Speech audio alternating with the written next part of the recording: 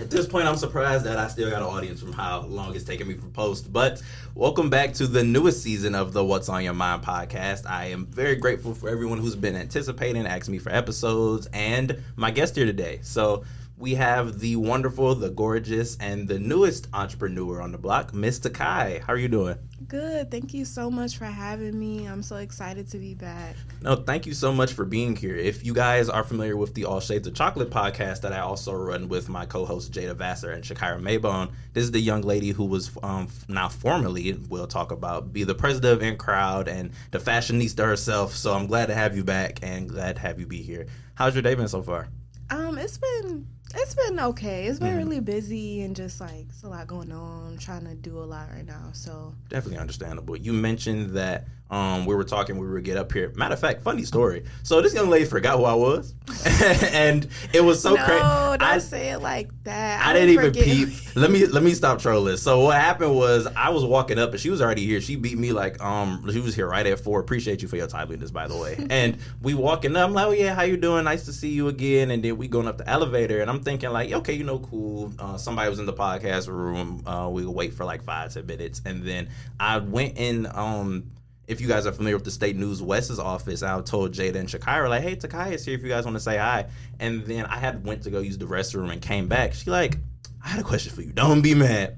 Are you Anthony? I'm like, yeah, definitely thought. And I'm thinking like, dang, that's probably why she was like, who is this random dude just like walking around? Are you waiting for Anthony this whole time? But when we were walking up, you were talking about how like, you're graduating soon, or you're supposed to be graduating sooner, and just talk about how school has been for you. Honestly, school has like been extremely hard for me in general, but especially this past semester. Like, I don't know. It's been a lot, like, going through school with like not a large support system, and also just like full transparency. That's what I meant. I have mental issues. Like, I have been like really depressed and I get overwhelmed super easily and overstimulated. So that's been happening a lot this semester. And of course, like, I've been communicating with my professors. Like, they're really nice about it, but it's just overwhelming for me. Like, and I don't really have anybody I can like reach out to and be like, as far as like my parents go or anything like that, I can't just be like, hey, you know what I mean? Like, they didn't really like go away to college, so they don't like understand. Like, you know what I mean? Yeah, definitely. So with that being said, have you taken any measures of like maybe seeking like therapy or talking to other people? Like, have you done that? I think we were talking the other day. You had mentioned like you had like a therapy session the other day, and I want to ask, as somebody who also has mental health issues, also goes through depression and anxiety, was it hard to make that transition to get therapy, or were you more comfortable doing it? It was a little bit hard for me, but I also was comfortable. Well, it's not that I was comfortable. It was more so like I desperately wanted to do it because I knew I really needed it type. So it's like, I kind of like forced myself to be ready in a way. So I just like dove headfirst into it. But yeah, I'm in CAPS therapy. So any students here like are looking into therapy, highly recommend. Like, it's really helpful. So yeah. Just furthermore expounding upon that, because I visited, you talking about Olin Health Center, right? Right by here, right? I just went to them yesterday. I was trying to figure some things out and like talk to them about some certain things, and they seemed very helpful as well. Like, it seemed pretty calming, but unfortunately they couldn't necessarily help me with what I was asking about. So with you being in CAPS and having that source from MSU, do you think that they've been more of a benefit as you've talked to them? Yeah, like, do you mean, like, have I seen improvement? Like, as far as, like, the thing, like, before you went, after, how would you say things have changed in terms of you being there? Yeah, I would say I definitely have seen an improvement. I am much better at, like, communicating now, and I'm much better at, like, taking the time to react to things or, like, respond to things versus react. And yeah, they teach you a lot of different strategies and things, but it's really catered to your, I don't want to say issues, but like whatever you're going through, basically, like whatever you're there for, they kind of help you, like, and give you strategies. So yeah. I've also, when trying to think about like therapy or get mental health, I've always told myself that like I would want to choose my outlets of how I like handle it carefully. Like some people go on medication. I've been someone who wouldn't want to take that route because I've seen like bad like side effects of family members taking it, and then I've thought of like smoking. We also talked about like 420 coming up before we started recording, and like that's sort of an outlet I use. So what would you say are certain things you use to kind of like decompress, whether it be like, I don't know if you are on medication, if you want to like discuss things like that, or if you aren't, then yeah. Yeah, I don't take medication, but lately I have been considering it though, not gonna lie. And I feel like with like black people and just the black community, it's kind of like stigmatized a lot. Mm-hmm. People look down on it. But I feel like there's not really a reason for that, because it's like when you have a problem with your physical health, you go and take medicine. So why wouldn't it be the same for your mental health? It's all health at the end of the day, just different kinds of health. Yeah. And when I was talking to a professional one time, and I was telling them, like, I really wouldn't want to take medication because I wouldn't want to feel like I'm dependent on something or my body to be dependent on it. And she gave an interesting perspective on saying that it's not necessarily that your body may become dependent on it. It's just sort of regulating something that has already been there, like in your head, like in terms of thinking like, is something wrong, or like, why would I need medicine? And it's more of an assist rather than something that fixes you, if that makes sense. And that just gave me a much better outlook on it, because even like you mentioned, like when we get sick, we supposed to take medicine or go to the hospital. So pretty much the same thing. And other than that, do you have any specific like methods or things you do to like calm down or? Yeah. So for me personally, I like to design. Being creative in general really helps me. Like even if I'm not designing, just like drawing, painting. I love to go to the gym. I love to go on walks and just explore. My favorite thing is like traveling. Like that's really why I miss New York so much, and I plan to go back this summer, but we'll get into that. But okay.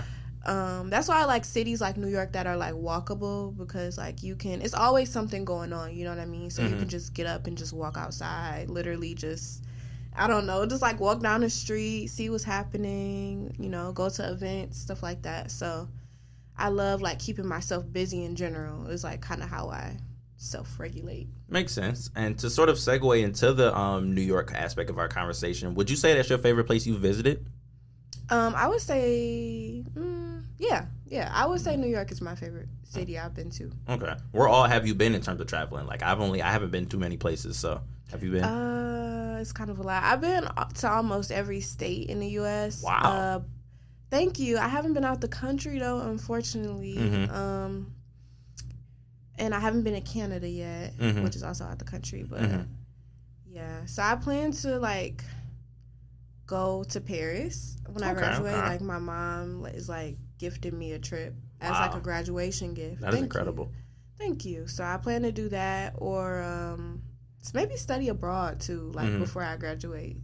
I don't know when it would be, but that's something I want to do before I leave. That sounds pretty awesome. Do you have a place that you'd want to either revisit or maybe not had like the best experience out of like all the places you've traveled? As far as states in the U.S., I definitely want to go back to Florida soon, like go to Miami. It's just a cool little city. Yeah, I was just recently down there for spring break, or our spring break, because it was a bit early. But yeah, it was decent. It was decent. Yeah, it was weird to realize that people in Miami don't really have a good understanding of personal space. Like, I don't know if have you ever played GTA? Yeah. You know when you walk past the NPCs and they be like, you want some weed? Or you want to do this? Like, it was literally how they were. Like, they was walking up to me, be like, hey, yo, I got some weed. Because I didn't know weed wasn't... so funny. I didn't know weed wasn't legal down there. Because I'm from Michigan. We're from Michigan. You from Michigan, right? Yeah, we're both from Michigan, and weed is legal down here. And then I'm being down there, I'm like, oh, wow. There really are still places that weed isn't legal. Like, that was crazy for me. And, like, they were walking up like, hey, yeah, I like your outfit. And, like, you want some of that? And I'm like... Like, I'm from Detroit. Like, I can't really just walk up randomly, and it'd be during night, during day. Yeah. But as far as like the hype behind Miami, I mean, since our spring break, Michigan State spring break was a bit earlier than like normal. Like it was in like March, if I'm not mistaken, like mid to late March. It was the last week of February. Yeah, really? Yes. Wow. So it wasn't really much going on, and especially since like I'm not 21 yet. I turn 21 actually next month, and I'm not really someone who really drinks like that either, like a drinker partier. So there's not really much like festivities for me to do. And then I'm also underage, and like I had went with some friends who had like identification to be able to get in clubs and stuff, and just that's not really my thing. So it wasn't really much for me to do personally. But I enjoyed the weather. It was way colder than I expected. Like it was more so like 60s and windy when I was expecting like 80s and hot. But it was cool. Yeah, Miami is cool, but it's definitely like a partying city or like going shopping or like stuff like that. Like it's not the most sightseeing kind of like city, like, if that makes sense, besides like the beaches really. But it was cool to be like, you know how you hear like Miami or like Ocean Drive like in songs. It was cool to like actually be in that area and be like, oh, this is what they be talking about. Or like Miami Beach and stuff like that. But it's crazy they kind of like cracking down on those type of like spring break festivities because people don't really know how to act. So I don't blame them, but it was a cool experience overall to be there. And then like I mentioned, I haven't really been out of Michigan like that. So anywhere I go, I'm like, forget it, it's Michigan. So or it's anywhere in Michigan. No, seriously. But you had mentioned like you mentioned you want to go back to New York and stuff, and we were also talking a bit off camera about maybe like fashion school or going for your master's after you graduate from MSU. So just talk a bit more about that. Yeah, so I plan to go to New York, like move when I graduate, like as soon as I graduate. I really don't want to move back into home at all, like. Me either. So yeah, I'm not doing that. But you know, anybody that does, like, it's nothing wrong with that. I think it's a good thing, but for me, I just cannot do it. Definitely understandable. So I do plan to move straight there. I have an internship now where, like, if I keep doing well, you know, I can, like, get a job offer. So I may stay with them, or I may see, you know, what other companies I can, like, work with in New York. Or if my brand is just doing so well, you know, I could do that full time. So it just depends on how my launch goes, really. But. Speaking of which, that's one of the main reasons why I wanted to have this interview. Have you announced your brand yet? Yeah, I announced it probably like, I want to say really a while ago. Like I've been talking about it for a while because I didn't want to just kind of come out the blue with it. Like I kind of wanted to build anticipation and kind of like show the process of everything, you know, like take my audience on the journey with me. So that's kind of why like I started talking about it before I actually launched it. You know, So talk more about it in terms of the name, the inspiration behind why you started the brand, and just however much you want to discuss.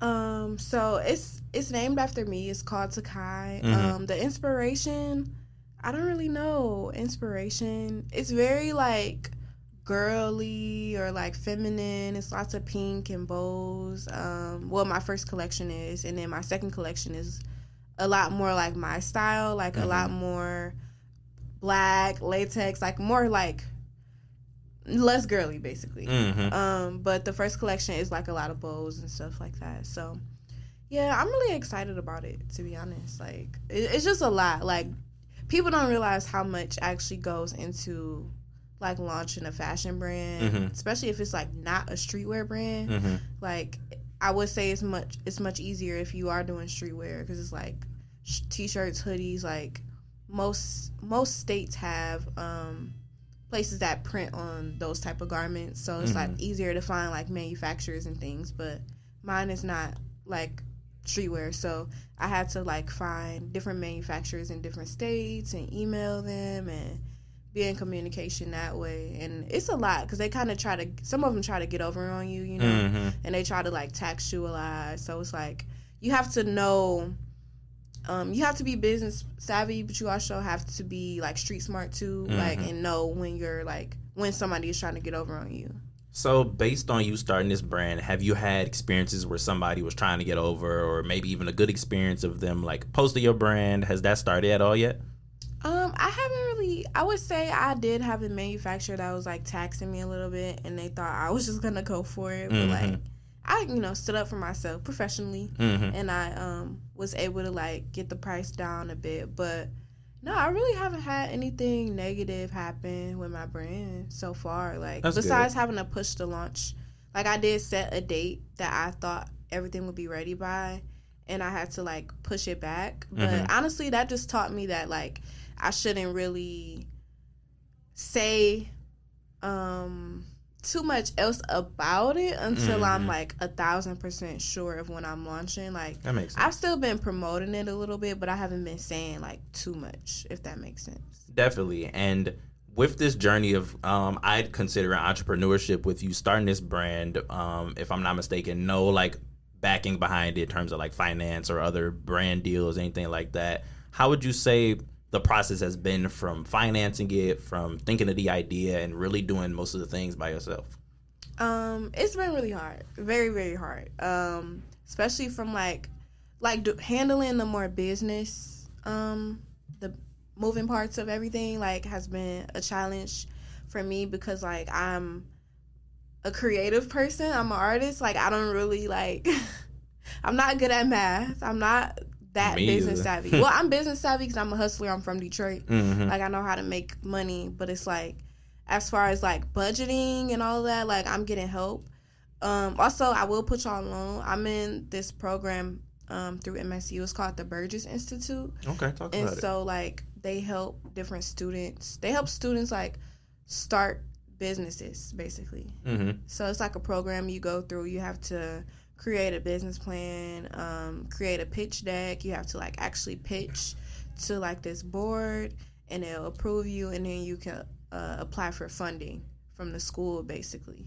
So that's like what I'm in, and like how I'm gonna get the funding to order my samples, and then I'm gonna do what's called like a made to order drop. So basically, like, once I get my samples, I'm going to do a campaign, and then I will put the pieces on my website, and then I'll like sell them as like pre-orders. So I'll actually use the money I'm making from pre-orders to like, you know, order the products versus like buying in bulk, if that makes sense. Because it's too much of a risk, in my opinion, for a brand that's starting out, because it's like you don't even know if you're gonna, you know, if you're gonna sell everything. So it's like it could really bankrupt you if you like don't sell like everything. So definitely makes sense. And with you starting this brand, I want to ask about your social media following. I noticed you had like 15,000 some on Instagram, and do you on other platforms such as X or Twitter? And I want to ask, how'd you build that following from getting like so many followers? Was it more networking, just meeting people, or building over time? Like, how was it? I would say people always ask me this, and I kind of never know how to answer because like I didn't really like attempt to get a following, if that makes sense. Yeah, like, I just always enjoyed taking photos, you know? So I guess maybe one thing that helped, and I also can't say for certain what did it either, but I would say one thing that probably helped is like me posting consistently. Probably like 2 years ago, like really during the pandemic is when I started like, well, that's not true, because even in high school I would take like outfit pictures. Like, I've been doing that. So, but I would say I picked up on it and I started taking it more seriously during the pandemic. And I would post like 2 times a week, 1 time a week, you know, to try to like just post. Like, I don't know. I just used to go out, take pictures, post them every week. Okay. So maybe that consistency is what helped. But I do know that like one of my posts, it really started with one post, like going super viral, and then I gained like a lot of followers from it, and then it kind of just grew more and more over time. And yeah, I only really have a big following on on Instagram. Like Twitter, I have like 2,000 followers. TikTok, I literally have like 500 followers. So yeah, it's really just Instagram. Okay. Well, for your business and stuff, do you have like a website or a page you want to shout out? Yeah, so my page is called Takai the Brand, Takai the Brand, and yeah, that's like where I'll be posting everything. There's some stuff on there now, but not too much. Like, I really have been trying not to, you know, say too much because like makes sense. Things like I'm at a stage now where everything is super sensitive, so it's like if something happens where it's like I have to push it back again, I don't want to look unprofessional. Like, I'm like making these promises and not dropping when I say I'm gonna drop. So, because I already did that once, so I don't want to keep doing that. So that's why I'm like, I'm gonna tell y'all when it's coming, but it's very soon, very soon. So, guys, if you are listening to this, be on the outlook for Takai the Brand. That's on IG and just any other places that it may end up being once you see the brand. And just from the things I've seen from her posting and stuff, like I said, this is fashionista. Like, I don't say that lightly. So just I'm very excited for your brand and just where it could be going and stuff. Thank Thank you. Thank you so much. No problem at all. And with managing like your own brand, school, personal life, what advice would you give to someone who's trying to juggle a lot and also maybe going through mental health things as well? You good. I would say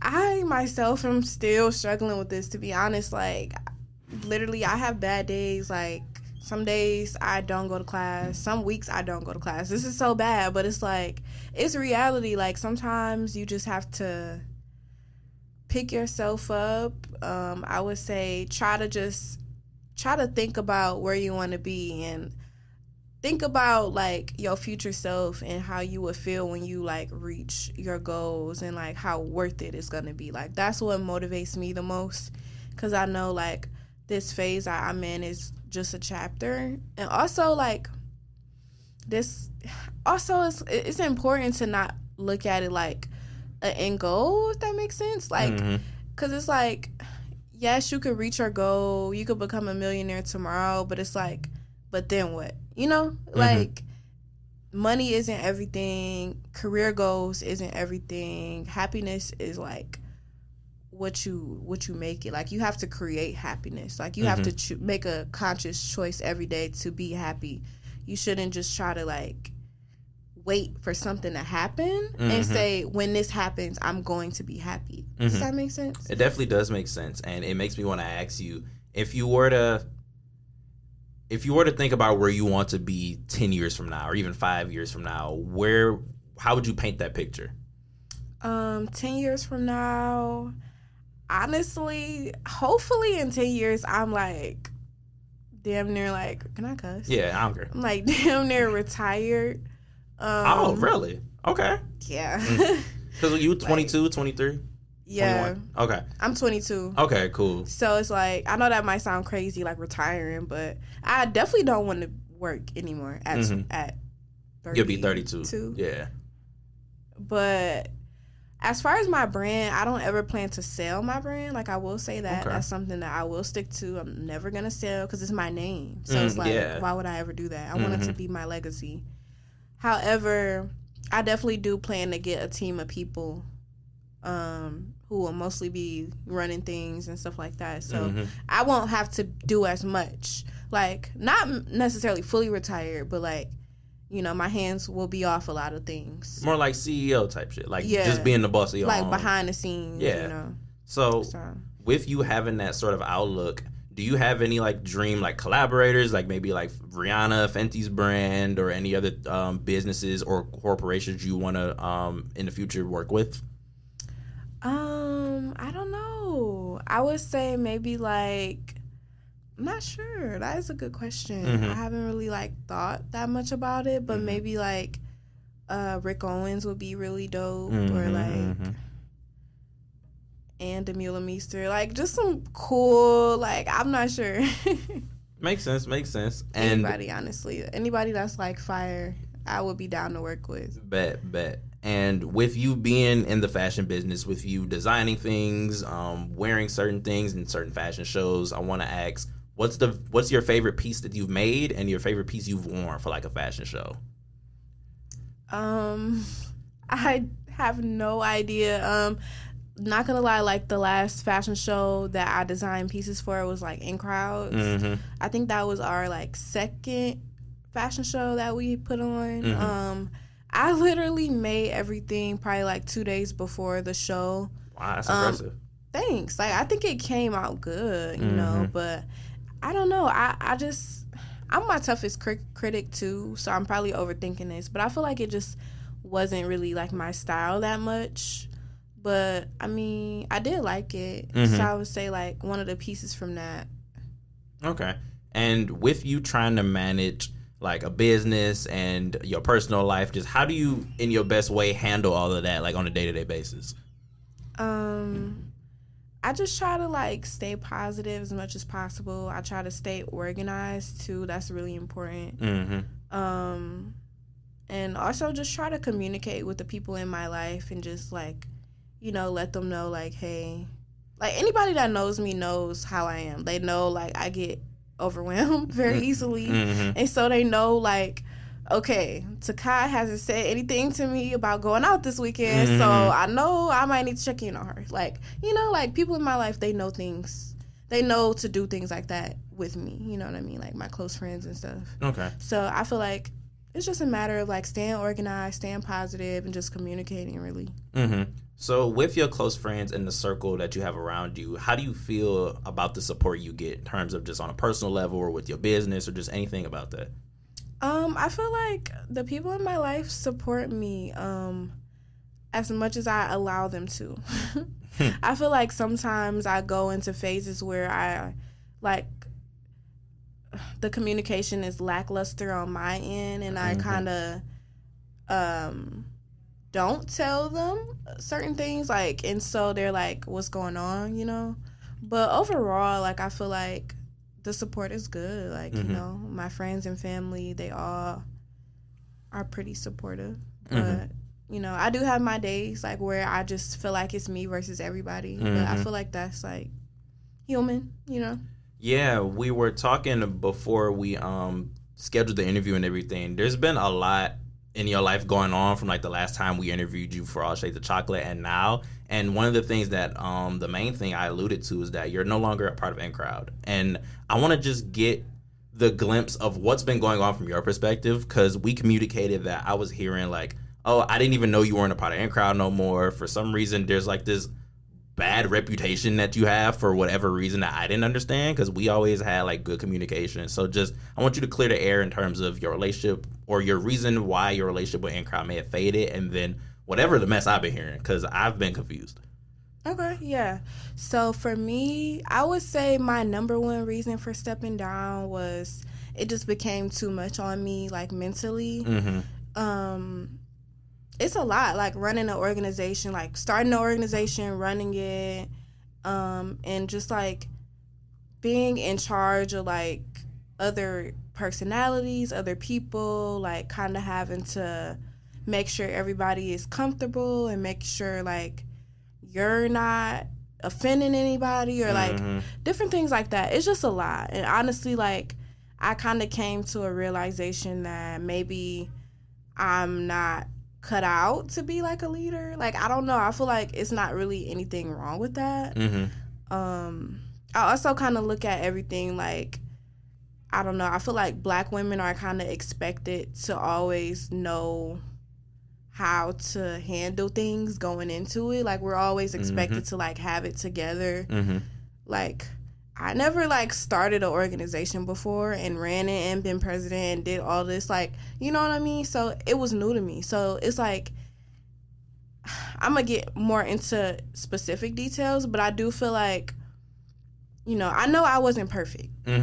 That's what I'm saying. Like, I know I wasn't perfect at it, but I feel like I recognized that, and I stepped down for that reason, because I felt like, you know, somebody else who can handle it better, like, should do that, and not me. Like, you know what I mean? Like, I felt like I was kind of holding on to it because I was so attached to it, instead of, like, passing it on to somebody else who could, like, do it better than me. Like, I feel like it's kind of like if you love something so much, you let it go type of thing. Like, I felt like, you know, I just, it was just time to pass it, you know, on to someone else. I definitely get it. And I admire the acknowledgement you had of, like, maybe this isn't the position I need to be in, or I wasn't perfect. And just seeing that you cared so much about your brand from when I first met you, and then having that understanding of wanting best for the business, so you took a step back. I respect that. So I definitely understand that in terms of why you would step away from N-Crowd. And then you also mentioned you wanted to get into more specific details, so. Yeah, I would say, like, a lot of the, like, e-board members, they felt like they didn't want me to have as much creative control as I did, or just control in general over everything. Like, they wanted more of a say in everything. But when I originally started N-Crowd, like, obviously, like, I had a certain vision for it of how I wanted things done, and it was really hard for me to let that vision go over time, you know what I mean? Even though people expressed that they wanted more of a hand in it, it was just hard for me to, like, be like, okay, we can do it this way instead, because it's like, it was kind of like my baby almost. Like, you know, I just had, you know, a vision. And I feel like that's valid. Like, anybody that starts something, you're going to naturally have, like, a vision and have goals for it and things that you want to do. And it is going to be hard for you to give somebody else control in that way. So that was like a conflict of interest. Like, that's why, like, you know, I just, like, stepped down. Because it was, like, I felt like I was, like, each semester I would, like, give up more and more control over the organization to the point where, like, the last semester I was, like, president, I felt like, what's the point anymore? Like, I don't have any control anymore. So now then I just kind of, like, stepped back. And also I felt like, even outside of all of this, like, I felt like people had, like, animosity towards me, or, like, people had, like, a problem with me, but it was, like, no one would ever be direct about it. Like, you know, even after me asking several times, like, I would basically just get gaslit. And it's like, I know I'm not crazy. Like, I can read people very well. So it's like, I know when a person don't like me. And it's just crazy to me that it's all coming out now because, again, when I was in a seat, I would ask and no one would say anything. They would just make it seem like I'm just trying to start drama or something. You know what I mean? Yeah, that's something that really bothers me as well, because on one hand, I get it. Like, I have very bad anxiety, and I really hate, like, arguing and bringing those type of things up. So I can get the sort of, like, caution for doing it. But on the other end, if you're someone who's trying to admit, like, hey, I have my bad days. Hey, I'm not perfect. What's going on? Trying to tell me. And then not only is it not communicated to them, but you got to hear it from an outside source like me, for example, to be like, hey, what's going on? Can we talk? Because I'm hearing things. Like, I can imagine that's very, very frustrating. And even when we were talking, you were wondering, like, even my intentions behind, like, wanting to interview or trying to see if I'm, like, trying to, like, gossip or be a part of those things. And I had to make sure I cleared it very quick. Like, that's not my intention. And I definitely understand feeling that frustration. And I want to ask, based off of this, like, how has it affected your trust in terms of trusting anybody, really? I would say, that's a good question. I would say now I kind of just don't want to trust people. That sounds so dramatic, but it's like, No, I feel you. I don't know. I was already the type of person who grew up being told not to trust anybody.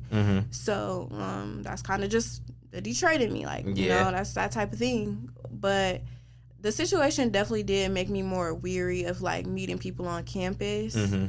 I don't know. For me, what, like, kind of, like, annoyed me about it wasn't the fact that people didn't like me, because I already know that everybody's not gonna like me. In fact, I wouldn't want everybody to like me, you know, because if everybody likes you, then you aren't special. That's just how I look at it. Like, I don't know. I don't expect everybody to like me, but what I expect is just people to give me respect, because at the end of the day, since I resigned, I haven't spoken negatively about anybody from in-crowd or even in-crowd as a whole. And best believe people have asked me about it, like, hey, I heard you step down. What happened? Even in those times, like, when they asked, I never got into details. I never, like, bashed anybody, even though I could have.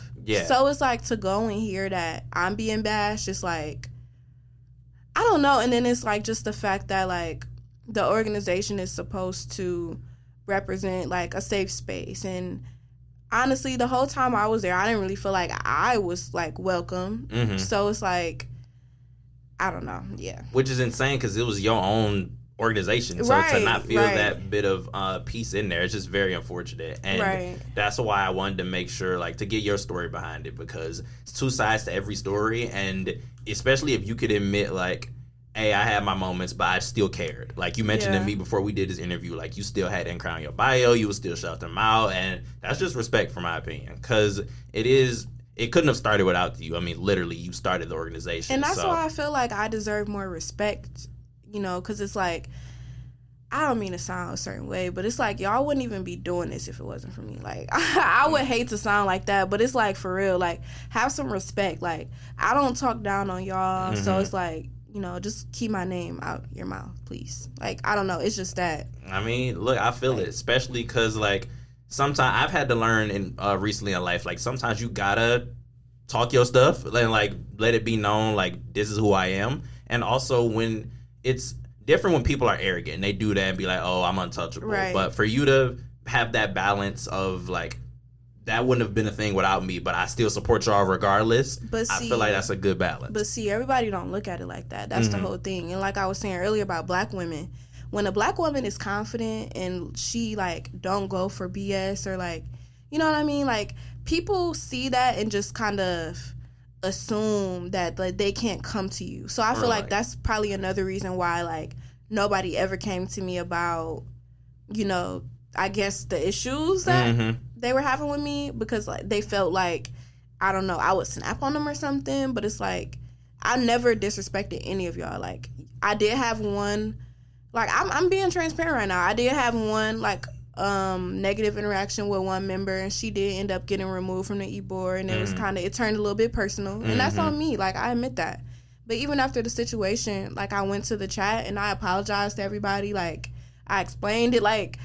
So it's like, I don't know, any mistake that I've made, I've apologized for it. I've took responsibility. So it's like, y'all can't really say that, like, I'm just out here being a bitch to everybody for no reason and not saying sorry. And, like, you know what I mean? Like, it's a difference between a person really being, like, a nasty person versus, like, an assertive woman. Yeah. And I feel like if I was a boy who was in that seat and who was, like, doing that, then it would be like, oh, she's just putting her, or he's just putting his foot down. Yeah. But because I'm a woman, it's like, oh, now I'm labeled a bitch.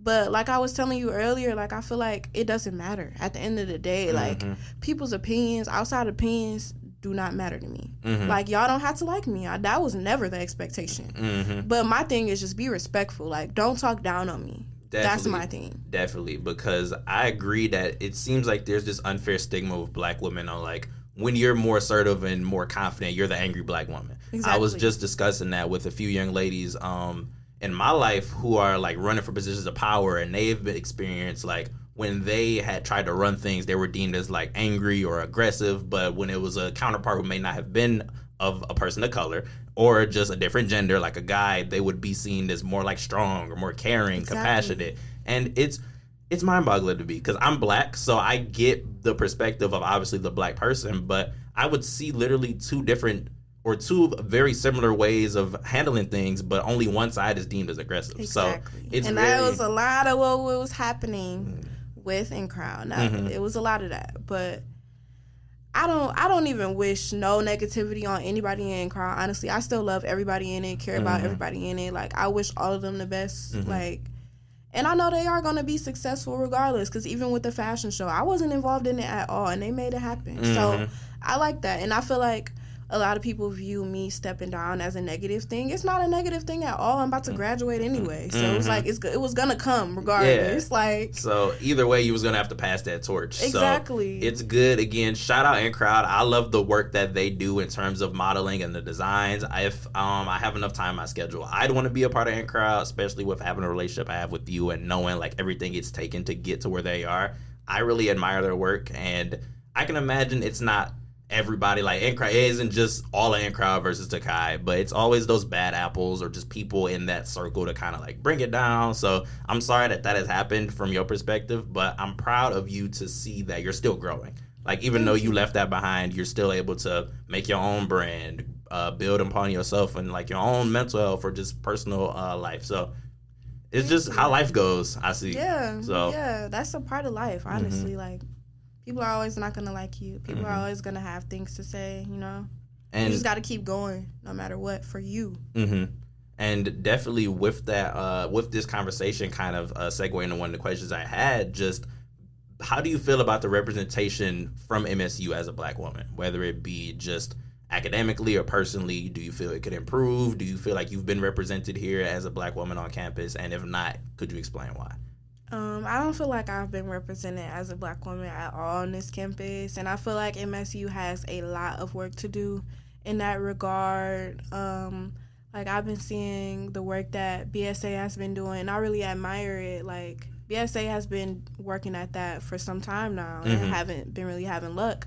And you know, even what happened with the trustee, like I don't know, it's just so disappointing to just like see things like this unfold in a school. Like still lackluster when it comes to representing the black students. Mm-hmm. Even though, like, we're still paying to go here. We're not just, like, they didn't just give all the black students a full ride for reparations. Like, we all still pay. So it's like, why wouldn't y'all be trying to, like, do better with representing us? So, yeah, no, I don't feel represented at all. And it's very frustrating being a part of this campus with the things that goes on sometimes, because you would get moments where you've racially discrimination or racial violence. I mean, unfortunately, I don't know if you're familiar with what just happened recently of the 2 young men who were assaulted in MSU's library. Yes, Ryan and Bradley. And those are actually, like, friends of mine. Saying, like, I know them, and it's like, to find out that happened to them was very frustrating, and all because just what they were wearing. Like, just from some assumption of some teens who apparently don't even go to the university, just in the library, assaulted them, and then people were... It's just very frustrating to see, like, in 2024, people are still racist, homophobic, violent, and it's all happening on the biggest campus in Michigan. I mean, when you talk about the Rima Vassar stuff and the Board of Trustees, it's so much stuff that happens back to back to back that it's like, what is the intention behind this university? Like, college, a lot of times, is already a predominantly white institution, so that's already a bit of sort of intimidation for some black students or just any minority students. So to hear that you can't even be represented, not only if you're black, but if you're part of the LGBTQIA+, if you're trying to start your own organizations. Like, it's just these struggles that you wouldn't think would happen from a university, and they most likely wouldn't happen if it wasn't somebody of color. And it's just upsetting. Yeah, I would just say, like, a lot of people are just too trusting of the people who run these systems, like schools, the government, like... The U.S. in general has never been for us. Yeah, so let's talk about it. And who do you think runs the universities? Like, exactly. So it's like, that's why a lot of us do go to HBCUs. So it's like, when my friends, like, some of them went off to HBCUs, I wasn't mad at them. Like, I understood. Yeah. Me personally, I couldn't pay for it. Right. And it's always this uphill battle of, like, usually, let's say a predominantly white institution gives you the best opportunities. You always have to do more than the average student, even to really get in the university, let alone once you in here, and then from, like, financial standpoint, academic standpoint, personal life. So with all of this being said, how would you describe your time at Michigan State University as a student, like, overall? Overall, I would say, like, how do I like explain? I would say overall, I'm really blessed to be here, and I'm really grateful. You know, I don't necessarily regret it. You know, I've enjoyed my experience. I've learned so much about myself from, you know, being away from my parents. But I would say, like, I wish that I knew coming into college that I wanted to pursue fashion, but I really just didn't know it was an option, to be honest. And that's another reason I started in crowd as well, to show that, like, you can have a career in the industry. But yeah, I don't know. It's like I've enjoyed it. I've learned a lot about myself, but on the other hand, I feel like I could be a lot more inspired if I was, like, at an actual fashion school. However, I do feel like it just wasn't in the plans. Like, I feel like it was a reason why. I was meant to be here. I believe in fate, so I feel like it's a reason why God put me here. And I'm very blessed to be here, because there's a lot of people who wish they could go to college. Exactly. Like, even you mentioned, like, if I'm not mistaken, like, some of your family didn't really go to college. And, like, I've had family who's gone to college, but I don't have much family who, like, get a bachelor's or had this opportunity. So just to be here, I also agree with you that I wouldn't regret it. But it becomes difficult when somebody asks, like, oh, would you recommend Michigan State, or what would you say to someone who wants to come to Michigan State? And I had a cousin recently who I had to have that conversation with, of like, okay, these are, like, why are you interested? These are the positives, and then me thinking in the back of my head, like, some of the negatives. So what would you say to a young black kid, or especially a young black woman who's thinking about coming to MSU? What I would say is try to go with your passion first. Put that first and think about how happy you're going to be. Because if you're not happy, you're not going to be motivated. And if you're not motivated, you're not going to do well. And it's like, why go to college if you're not going to do well? Exactly. It's kind of like, you know, why'd you do this? Like, I don't know. So that's kind of the boat I'm in. Like, I don't have the best grades. Like, my grades are, like, good, you know, but it's like, they're not like the best, kind of like average. So I don't necessarily feel like it was like a waste of me coming here because I've learned a lot and I've gotten a lot of resources. Like even the internship I did, like, so I don't know. I would definitely say though, like, just go with your passion, go with your happiness. Take the time to actually think about what will be best for you career wise too, and don't rush into a decision when you're picking a college because it's not like something you should rush into, honestly. Because once you're here, it's not the easiest to just transfer out. Like it's like kind of a lot to transfer. Yeah, so. And I've always thought, and my answer changed recently in my life of like, how do I feel about college? Would I recommend going to college to just in general, let alone Michigan State? And at first, it was a big no because during the time of me transitioning to college, like from high school, it was a place where my mental health wasn't really the best. I was in a dark place, and I was hoping that my mental health would improve once I got to college. And it kind of didn't, because college and the environment it just brings on new issues. Exactly. And I was thinking like, okay, I don't like being here. I'm not even the biggest fan of school, still not the biggest fan of school. And just it creates so much stresses. But what changed my answer in terms of why I would recommend college was because you can get all the negatives of like, probably, especially if you're black, it's going to be unfortunately a struggle. You may not be able to afford it. You may have to take out loans. You may hate a lot of your college experience. But the one thing I can't ever regret or get anywhere than college is just the people you meet. Like talking to you right now, seeing the in crowd, the opportunities you'll get just from being in this environment, it's almost unmatched. And a lot of people would beg for these opportunities, even if they would suffer through it. And it hasn't been a perfect college experience. It actually has been a lot of bad. But the good that it has happened here in terms of the networking and the people you can meet, I wouldn't take it back at all for the world. So yeah, same. Just those type of thought processes going through of like all the things looking back once you graduate. It's like I was thinking like, wow, it's been a lot that has happened just from like, even we just take the big stuff of like school shooting and just say that we lived through that. It's like, that is crazy to think about. But even after that, it's just the moments that you have here, you just can't really get anywhere other than just college, really. Exactly. So exactly. It's just crazy to think about all that type of stuff. And with being an MSU student and being a black woman on this campus, what would you say, if you could give the university advice in terms of how to improve and how to better represent black women and black people in general, what would you say? Oh, I don't know if I'm in a position to give the university advice, but I don't know. I would say, well, you definitely need to do a better job representing all of your students and not just one particular demographic. No shade. Actually, all shade.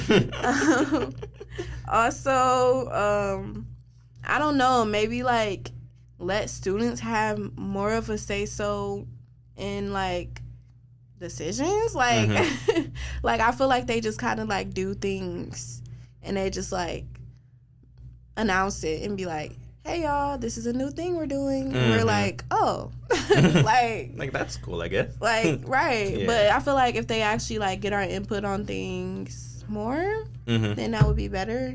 Yeah. But yeah, I don't really know, honestly. Like, yeah, I mean, like you mentioned, I feel like it's just a university thing. Like I feel like it's not just an MSU problem. It's like a college institutional problem across the U.S. Like, if I were to give my input and opinion on it, it's really an America thing. Like in terms of a lot of the issues that universities may face in terms of like being predominantly white or not really giving opportunities for minorities. And like you also mentioned, it's hard for one person or even 10 people to sort of help a university, whether it's like, what if they wouldn't want help? What if they don't see a problem? So it's just, one man can necessarily change the world, but it's good to be in these experiences and understand, like learning, like what people could do, not really put anything past people, and just get the university experience anyway. Yeah, exactly. But I feel like it's nothing like a college experience. Like it's nothing like being a college student. And I think that's another reason why I try not to be so hard on myself, and I try not to take things so serious. Like, like don't take stuff so serious. Like, you know what I mean? Like, yes, you were the president of this club before, and you aren't anymore. That's fine. Like, you know, like, I don't know. I feel like we get so wrapped up in, like, things like that we forget to actually, like, enjoy Mm-hmm. the experience and like live now. Like, stop thinking about what's next. Oh my God, I'm about to graduate. This. Like, try to like enjoy now, because like you're never gonna be a college student again. And it's so hard to do that because sometimes college pushes you to that forefront, like even of like getting an apartment or taking all these classes. Like I feel it sort of pushes you to think of what's next, especially of like where are we working once you get a job or once you graduate. And it's good to sort of sit back and realize, like, just accept the now, like flourish in what you're doing now, because 5 years ago you were wishing that if you were in this position, and now you're here. Right. So exactly. It's good. And I admire the perspective you can have of like, this happened, now what? Like, you can't let this hurt my life or hurt my next few years, and just to realize that, just to take it day by day it's impressive, because even I've struggled with kind of mastering that mindset, and it's a day-to-day process, but it's cool that you can have that perspective with like everything, like college, your college experience, your time with In Crowd, and even having certain things negative said about you, and you're still like, I mean, I know who I am, and people close to me know who I am. So just to have that outlook overall, I respect it. Thank you. Yeah, I feel like that's how you survive as an adult. Honestly, you can't like dwell on things like that. Yeah. You know, life is just gonna keep coming at you, so you're gonna have to be ready for that. You're gonna have to be prepared, be strong. Like, you can't. Like, it don't get easier. Right. It doesn't. It doesn't. So. Like, imagine if we were in the real world right now, and exactly. this was a real company, like probably like a real business, like, you know what I mean? Like, it would have to be the same thing, like, you know. Yeah. And unfortunately, a lot of times in the world, they're not gonna really care about like, oh, you're not In Crowd no more. Like, okay, cool. Right. Still got bills due to, on the first. Exactly. Like, in the real world, it's not gonna be like a big thing, like, you know. Yeah. And to transition over to something else, I was wondering, I think we actually asked this when you were on All Shades of Chocolate, but with you being someone who's more fashionable, and just even right now I complimented, like, just the simple, like the gray hat and the jacket, like, what's the process of styling your outfits, whether it be for like just a calm day or like day you're dressing up or a design? Like, what's the process that goes into designing? For designing, I would say I kind of try to think of like, well, it really is all based on how I'm feeling at the time, what I'm going through in my life, like my mood, all of that. And I kind of like think of inspiration from that, like try to make a mood board, try to like go out into the real world to get real life inspiration, like from going on a walk or going on a trip or talking to a friend, hanging out with a friend, anything like that. And then from there, I just kind of like sketch, you know, and then digitalize it, and that's kind of like my design process. And then does it differ from just your regular day-to-day? Yeah, like when it comes to outfits, yeah, it does differ. Like today, I put no effort whatsoever into my outfit. I literally just got dressed in the dark, basically, and somehow it came out decent, I guess. But it depends on what I have to do that day and my mood, so... Makes sense. And so when I have guests on and just interview them, I try to make sure like it's all about them. I ask them questions about them. And one of my more famous questions, or something I always like to ask my guest, is if I were to ask you, who is Takai? How would you answer that question, and why would you answer it that way? That's so broad. It's meant to be purposely, because it's you can answer that question so many different ways. Even my answer to that question differs every day, and it's my question. So I love that. Yeah. How would you, if you were describing yourself to a person, how would you describe yourself?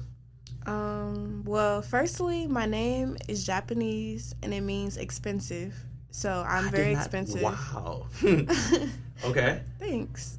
I'm very expensive. I like to spend money a lot. Outside costs like a lot. So that's another thing. But I love to like, I don't know how to even like make this like a short answer. It could be as Wait, I kind of want to start my answer over. Go ahead. So I feel like I started off wrong. I would say I'm very creative. I'm fun. Some might say that I'm very like carefree and unbothered by things. Even though I can be a hothead sometimes and be really impulsive too. But yeah, I'm me. Like, I don't know how else to. I feel like Takai itself is kind of like, an adjective. Mm-hmm. And my name also means expensive. It's Japanese. I just said that, but yeah. So. Do you know the origin behind your name in terms of like why you were named Takai? I don't know. Mm-hmm. My dad was gonna name me after my grandma, but my mom is the one who named me. But I don't know why. That's a pretty unique name, and then I didn't even know like the background, like what that means. When did you learn that it was Japanese? Probably like 2 to 3 years ago. Mm-hmm. Yeah. Okay. 2 to 3 years ago, I learned what it meant. But even whenever I get in like a Uber or something, some of my Uber drivers like they speak Japanese, and they'll be like, "I thought you were gonna be a Japanese person. Are you Japanese?" I'm like, Sometimes I'll be lying. I'll be like, yeah, a little bit. You know what? Let's make it interesting for this Uber ride. Right? Sometimes I do. But nah, I'm not Japanese at all. Mm-hmm. So, kind of piggybacking off that question, what are some things about yourself that you wish more people knew? Like, whether it could be random or just more personal. What are some things you wish the average person or people who are close to you or trying to learn you knew about you? I wish people knew a few things. I would say for the first thing, I'm not a bitch unless you're a bitch to me. Mm-hmm. So if you hear a rumor about me like, oh, Takai was so mean, she did this, 9 times out of 10, the person deserved me being a bitch. Well, that sounds so mean. But 9 times out of 10, you need to ask them, what did you do to her for her to respond that way? Because I'm not a mean person. Like, I don't just go around being mean to people for no reason. So it's like, if I did something or said something to a person, ask them, you know what I'm saying, what it was. Like, what was her reasoning for doing that? Yeah. And stop just believing, like, anything that comes out of people's mouth when it comes to me. Like, because people are haters. Like, I feel like when you look a certain way or when you, like, dress a certain way or, like, present yourself, carry yourself a certain way, have confidence, people just assume that you're, like, a way you're not. Like, you know what I mean? Like, I'm not a mean person. Definitely. Like... I could be mean if somebody's mean to me. Like, but somebody can take you there, right? But somebody you don't can want to take me there, right? But that's not who I am overall. Like, do I get out of character sometimes? Yes. Am I an imperfect human being? Yes, absolutely. But like, it's never my intention to go around being a mean girl. So Definitely that's one thing. And I will also say I'm very awkward. So sometimes people like, I feel like people equate being awkward to being stuck up. Like, if they get around a person and they see that they're not really, like, talking a lot or they're, like, kind of more to themselves, they assume, like, oh, this person thinks she better than... Like, no, I'm awkward. I don't know what to say, and I don't want to embarrass myself. Like, it's that simple. I feel you. Just because my looks don't match that does not mean that I'm not awkward, bro. I had a glow up, okay? I didn't always look like this. Like, so I'm very awkward. Okay. And so, like, sometimes I might not speak, but it's not because I don't want to speak. It's because, like, I'm just awkward or I'm just waiting for you to say something or, like, I don't know, you know? So just don't assume that I'm, like, this, like, socialite. Because I'm getting there, don't get me wrong. But, like, I'm working on my social skills, trying to, be a social butterfly. But I'm not there yet. I feel you. So with that last point you mentioned, how did you become more comfortable speaking in terms of like being on a podcast or just going out and showing yourself? I would say one thing that really helped me a lot throughout my youth, I guess, is midnight golf. I don't know if your viewers will probably know what I'm talking about, but so you don't know? No, I've never heard of it. Midnight golf, it's like a youth program in Detroit, like a mentoring group, kind of like almost like what is it called? What is that one? It's this one program. You know what I'm talking about. I probably do, but you I don't. Is it like Boys and Girls Club? Yep. Yes. It's kind of like Boys and Girls Club, except they teach you how to golf. They teach you like professional skills, social skills. And they kind of like make us do speeches too. So like I got better with public speaking there. Because before that I was like way more shy, but like now I'm like, I'm better.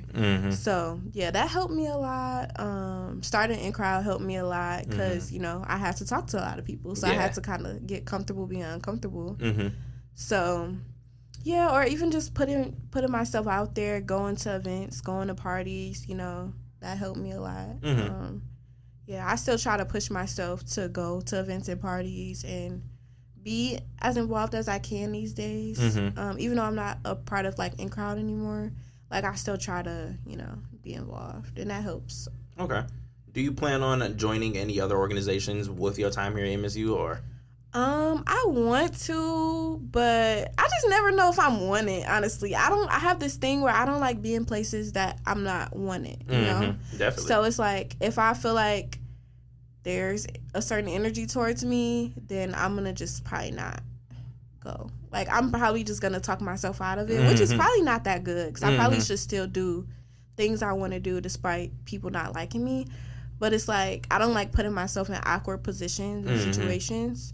So, again, I was always raised that way, like, if somebody don't invite you somewhere, don't go. Yep, like, I've always been that type of person. So, I'm like that when it comes to organizations, too. Like, if I feel like, it's a certain, people don't like me in this org, then I'm not going to go. Yeah. Like, I was told, I think the saying goes, go where you're celebrated, not tolerated. Exactly. And exactly. when thinking about that, it's really just, it opens your eyes to where, like, where you should put your energy, because like you mentioned, if it's not really inviting, then that's gonna ruin your mood. Everybody else don't already want you there, so versus when I feel like it defeats the purpose. Exactly. Like, it's supposed to, like, clubs and stuff in college, it's supposed to be fun. It's supposed to be a community. Like, it's not supposed to feel like you walk in and it's like, oh, she here. I don't know. Like, I don't want that. I want to go, like you just said, I want to go where I'm wanted. Yeah. So I don't know. In the fall semester, maybe I'll join more. I'm thinking about a few different organizations, so we'll see how it goes. Like, I'm gonna try, of course. Yeah. I feel like, it would be doing a disservice to just assume everybody don't like me and to just be a crab in a shell. Like, So I'm gonna go and try. But if I get the bad vibes, then I'm out. Definitely understandable. And speaking of organizations, we mentioned BSA earlier. Shout out to the Black Student Alliance here at Michigan State. They do, I really feel, to be honest, this may be, unfortunately would be a hot take, but they one of the only organizations that represent the Black community. Yeah. And they're the biggest one because they're literally the Black Student Alliance. And I went to an event recently. I went to their Powerball where they was giving like the awards and they dressed up and everything. And it was a phenomenal event. And I hope in the future with me working at the State News, I'll be able to play some type of part in covering more of the BSA because they do a lot. And especially Rima Vassar, also trustee of Pride Michigan State. They're some of our only representation here on campus. And to see a Black woman who, in Rima Vassar and the leader of Black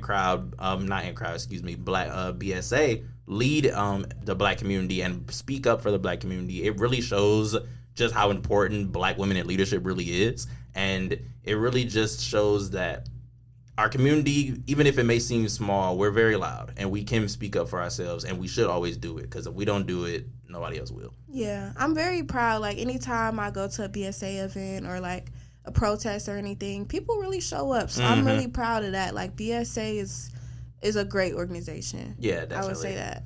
But I have a theory on why I think that is. Okay, talk to me. Why I think like a lot of organizations are kind of like not advocating for the Black community as much as BSA. I think it's because BSA, they've been around for so long, so they have like most of the resources in regards to, the Black community and like, advocating for us and having events and things like that. They have like more resources.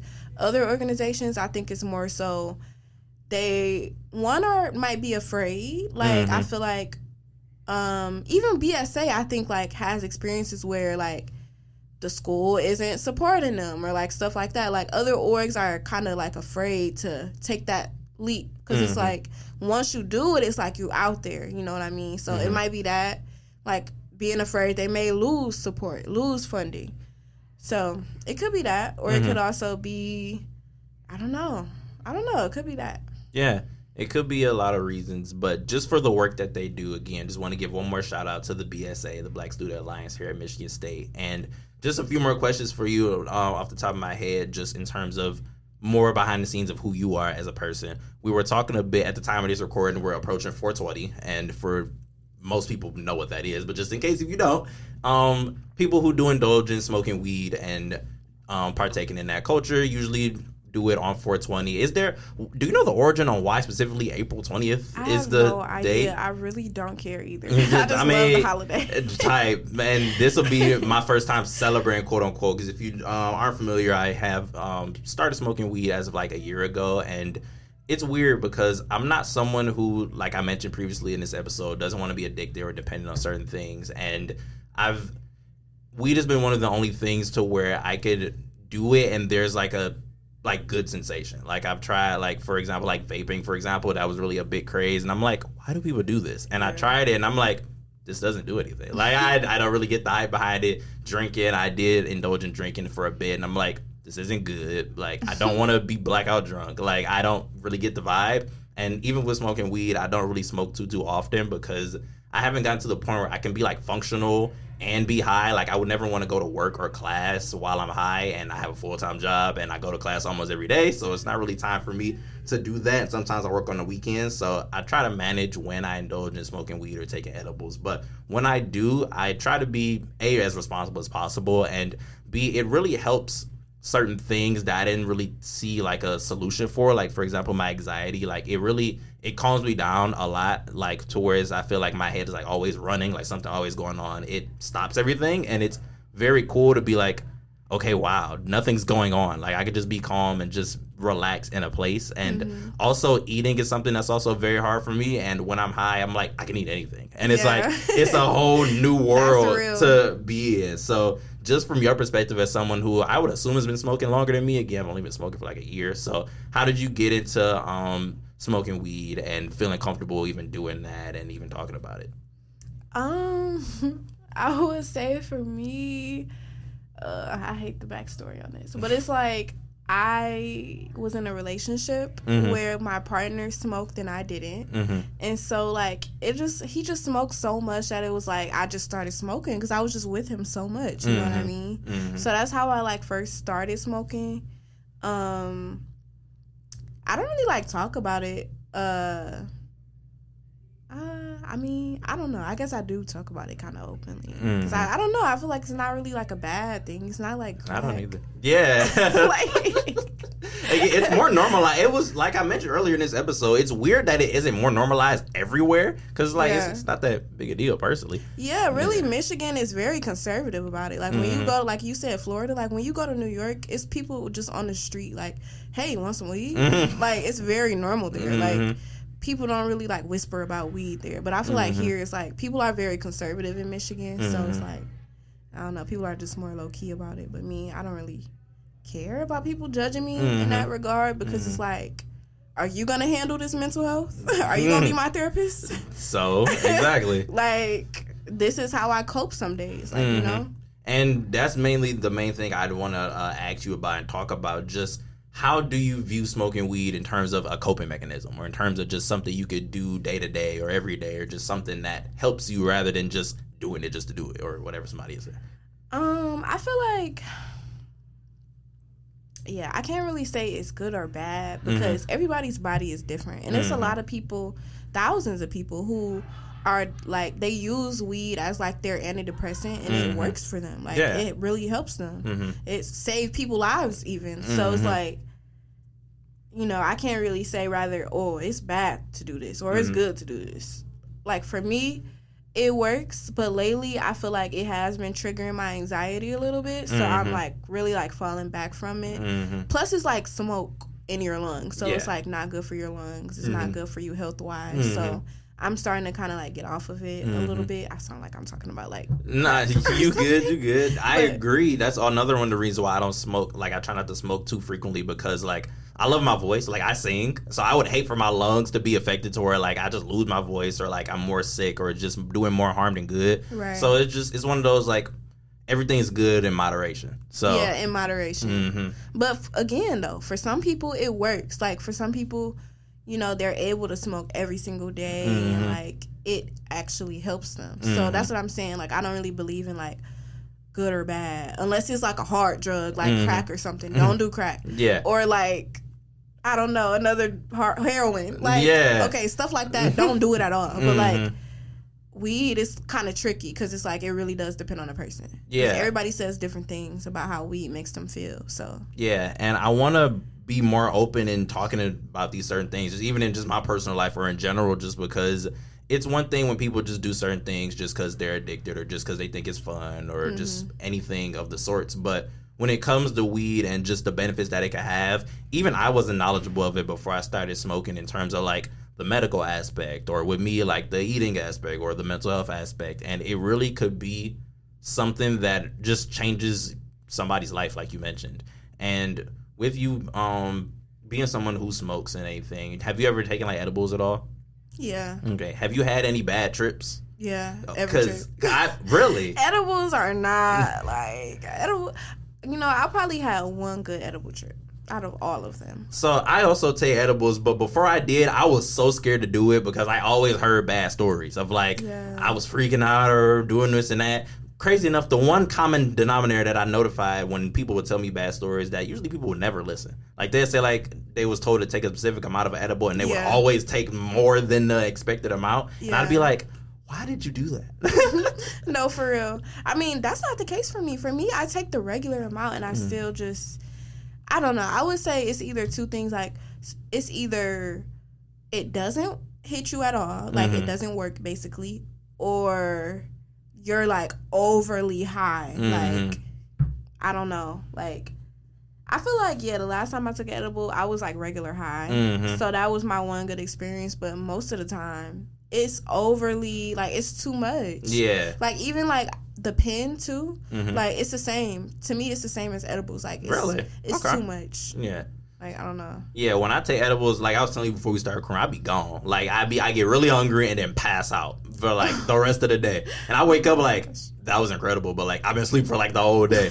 Versus when I smoke, I do have a weed pen, and usually I don't feel too high, but also I try to manage it so I won't get there because I'm like, I don't want to be asleep for the whole day. I just want to be high or like eat or something. But it's very interesting to have this part of just your life and understanding like what does and doesn't work for you. Because like you mentioned, like you've had more bad trips to edibles. That's what life is all about. I feel like just figuring out what works for you, what doesn't, you know? Yeah. And I have an interesting question as someone who does smoke as well, you know. Most people recommend that you're of age to do certain things, like you be like 21 and up to like before you get into weed, and as you grow up and see, that's not really the most realistic. Like I know people who've been smoking since middle school, so just how would you manage, like, I don't know if you're someone who wants kids, but if you were talking to somebody younger who wants to engage or dabble into certain things, or maybe they're peer pressured, or like you mentioned, dating someone who does smoke, what would be the advice you give in terms of managing it if they do it, or telling them to wait until they're of a better mindset? Like, how would you go about conversations like that? That's tricky. It's very tricky because it's like on one hand, I feel like how do I say this? I feel like it can be beneficial, I would say, to experiment. You know, as a kid, like I feel like not as a kid, but like in high school maybe. It's probably what you're referring to. Yeah. Like teenagers, like I feel like it could be beneficial because like when you get older, it's kind of embarrassing to have like, and I've had a few of these embarrassing times where like I was out, end up passing out in front of everybody, or like something like that. Like it's very embarrassing, and it's like people who started younger a little bit, they don't really have that happen because like they, you know, they probably had it happen, but they were just younger. Yeah. So. And they've learned how to... Right. It's a little bit less embarrassing. So, honestly, I don't know. I feel like if you're a kid... I don't know. This is why I don't want to have kids. Well, I don't know if I do or not. Because it's just like... I don't be knowing what advice to give. Like, I don't know. Like, I feel like I'm still learning. Yeah, we're still young adults. So, like, you're 22 and about to be 21. It's not but like... I would say, like... I don't know. Just be careful if you do decide to. Try to be careful. Try to do your research beforehand. Like, ask people you know or look it up online, whatever you need to do. And don't overdo it. Yeah. Like, definitely know your limits. Also, make sure the intentions are correct. That's the number one thing. Make sure the intentions behind you doing it are the right intentions. And I say, like, if you're doing it because you're feeling sad or depressed, that's not the right intention to me, because I feel like as a kid, it's not the right intention. Because I feel like you talk to your parents, like, you know what I mean? But, like, as an adult, you know, we're kind of, like, on our own. So it's like you know, you have your vices. Mm-hmm. But, yeah, I don't know. Just make sure the intention is good. You aren't doing it to impress anybody. Mm-hmm. And you're also not doing it to cope with anything. Like, try to, like, get help if you need help. Yeah. I definitely... But I also, like, don't listen to me at all. So I'm still, like, I don't know.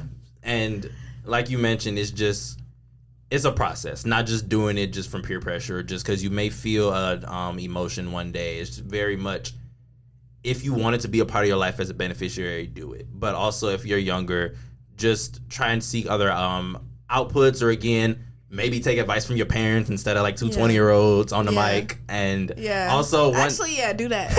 And one thing I'd also give a huge advice on, and in my experience with people who smoke, nobody listens, and I hope that I don't fall into this same thing, but especially if you are black, do not smoke in your car. Like, if you get pulled over and there's weed in your car, or you're high and you're black, first of all, unfortunately in America or in the world, if you're black, you get pulled over, there's unfortunately a good chance that you probably won't make it home. And that's the unfortunate reality of being black and being pulled over by the police and just having that fear. But if you're high and I think wouldn't it be considered under a DUI, driving under the influence, if you are high while you're driving, or if you get caught with weed in your car, even though it's legal in Michigan, and maybe if you aren't you're black, still under the influence. Yeah, and maybe if you aren't black, you probably wouldn't have to experience or deal with these certain things. But just, I would say, to be nice, I say try your best, but I really just do not smoke in your car. At least outside, or just, even if you still would not want to listen, try to clean out the smell as best as possible. Just, like Takai was saying, just be careful, just in life. That's just the best life advice you can give with these type of things. Just be careful. Yeah, for sure. Yeah, so, but definitely consult your parent, or consult whoever is in charge of you, or like a trusted adult, right? Yeah, you know, before you go and make the decision to start smoking. But I know that's kind of like unrealistic most of the time. Yeah, it's a case by case thing, and it varies. So just, that's why the best thing, just be careful. Yeah, as careful as possible. Facts, just be careful. So with that being said, I really, really appreciate this interview. And just one more random question I have on my mind is just, when do you listen to music a lot? Yeah. Who do you listen to, and like what genres? I listen to rap. Why did my mind just go blank like that? Mm-hmm. I listen to rap, pop, R&B, house music. Okay. Jazz sometimes. So almost a little bit of everything, you say. You got any favorite artists? I would say, who are my favorite artists? I would say right now, I really love Caribou as far as rappers. Mm-hmm. I like Mariah the Scientist, Jhené Aiko. Okay. Erykah Badu, Brent Faiyaz. It's a lot. Future, Chief Keef. Yeah, rappers like that. Sexy Red when I'm going out. Get it, sex. Yes. Okay. Well, with that being said, I'm really, really grateful for this interview again, whether it be just the things we talked about or you just making time for this interview. I really appreciate you. And everyone who's listening, by the time this episode get out, there will be a lot more episodes out for my podcast. As I've mentioned in a few other recordings, with me working at the State News full time and me editing 5 podcasts, being a part of 2 of them. If you want to hear my voice, please shout out and check out the All Shades of Chocolate podcast with myself, Jada Vassar, and Shakira Maybone, as well as the Going Deeper podcast with myself and El Fram. But with how long it's been since I haven't posted, that's why. Like, I'm really grateful for the little fan base I've built with this podcast and the guests that I've had on. And just one more time, just one big thank you to you, Takai, and I really appreciate you. Thank you. No, don't thank me. Thank you for giving me the opportunity to, talk about my, everything I have going on, my brand and crowd. I really enjoyed the conversation. I really did too. And just to let you end it off, would you have any last thoughts or any random piece of advice, or just how would you want to end off this episode? I would say I don't really have any extra. I would just say, like, in general, a little piece of advice: just don't worry about what other people think about you. Just focus on you. just do what you want to do, because people are never satisfied. Like I was telling you earlier, like people are never satisfied. So just do what you want to do. Because if you go right, they're going to say, why didn't you go left? If you go left, they're going to say, oh, why didn't you go right? Yeah. So just do whatever you want and just have fun. And you can't please everybody. So you can't. I really appreciate that bit of advice. And thank you so much all for listening. And I hope you tune into the next episode. Bye, guys.